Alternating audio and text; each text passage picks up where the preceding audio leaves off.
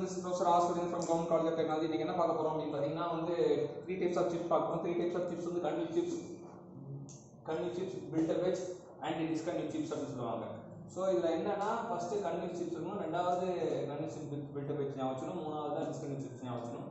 ஏனா convex chipsக்கும் chips built up wedgeக்கும் convex chips built up wedgeக்கும் more or less condition சேமா தான் இருக்கும். இங்க பாத்தீங்கன்னா இது ductile material, இதுவும் ductile material அப்படி தெரியும். சோ கம்பேரிசன் பண்ணும்போது இது ஹை ஸ்பீட் இருந்தா நல்லது, இது லோ ஸ்பீட் இருந்தா இந்த பில்ட் அப் ஃபார்ம் ஆகும். பில்ட் அப் அது பைல் அப் ஆகி கொஞ்சம் இந்த மாதிரி ஆர்டரா ஒரு இது கிரியேட் ஆகும் தான் பில்ட் அப்.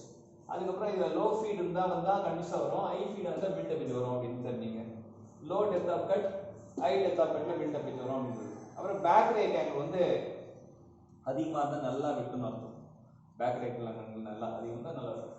இங்க வந்து பேக் ரேக் கம்மியா இருக்கும்ன்றது சமாச்சாரம். இங்கே அது போட்டுக்கணும், லோ பேக் ரேட்டிங் போட்டுக்கணும். இப்போ இங்கே பார்த்தீங்கன்னா இவங்க ரெண்டு பேரும் பார்த்தீங்கன்னா இதெல்லாம் ஒரே மாதிரி இருக்கும், எல்லாமே 4 பாயிண்ட் ஒரே மாதிரி இருக்கும். ஆனால் மெட்டீரியல் மட்டும் வேறு. டிஸ்கண்டினியூ சிப்ஸ்க்கு மெட்டீரியல் மட்டும்தான் மாறுபடும், மற்றபடி பில்டப் வச்சும் டிஸ்கண்டினியூ சிப்ஸும் சேமே தான், ஒரே விஷயம் தான் வரும் அப்படின்னு தெரியுங்க. அப்புறம் இது வந்து சஃபிஷியன்ட் கட்டிங் ஃப்ளூயிட் இருந்தால் கண்டினியூ சிப்ஸ் வரும். இங்கே இன்சஃபிஷியன்ட் கட்டிங் ஃப்ளூயிட் ஒரு பாயிண்ட் எக்ஸ்ட்ரா ஆட் பண்ணிக்கணும். இங்கே சஃபிஷியன்ட் கட்டிங் ஃப்ளூயிட், இங்கே இன்சஃபிஷியன்ட் கட்டிங் ஃப்ளூயிட் அப்படின்ற ஒரு பாயிண்ட் ஆட் பண்ணிட்டீங்கன்னா கரெக்டாக இருக்கும்.